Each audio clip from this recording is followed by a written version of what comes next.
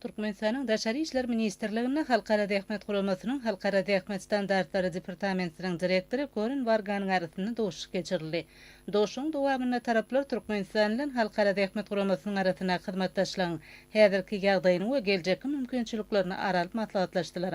Halkara Dähmet Guramasy bilen hyzmatdaşlygyň Türkmenistanyň halkara hyzmatdaşlygynyň möhüm orlarynyň biri bolup durýanlygy, onuň milli dähmet kanunçylygyny kämilleşdirmäge, durmuş hyzmatdaşlygyny ösürmäge we halkara dähmet standartlaryny ornaşdyrmaga ýardam berýänligi bellenildi. Şunuň bilen baglanykda Türkmenistan bilen Halkara Dähmet Guramasynyň arasyna 2026-njy ýyl üçin hyzmatdaşlyk boýunça ýol kartasynyň durmuşa geçirilmeginiň ähmiýetini agtardy. Şeýle hem Halkara Dähmet Guramasy bilen hyzmatdaşlyk meselelerini Türkmenistanyň adam hukuklary babatda halkara boşnamalarynyň we halkara insanperwer hukugynyň ýerine ýetirilmegini öpçün etmek boýunça bu dagara toparyň gün tertibine girýänligi bellenildi.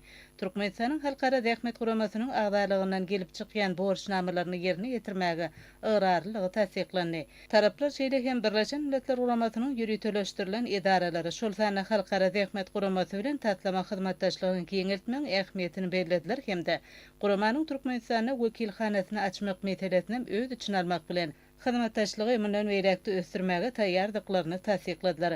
Doşuň dowamyna Türkmenistanyň kärdeşler arkalaşyklarynyň milli merkezi bilen Halkara Dähmet Guramasynyň dähmetkeşleriň işi boýunça bir oturuň arasyna hyzmatdaşlygyň oňyn ösüşine aýratyn ösürildi. Bu hyzmatdaşlyk durmuş dialogyny ösdürmäge hemde halkara dähmet standartlaryny ilerletmäge önükdirlenir.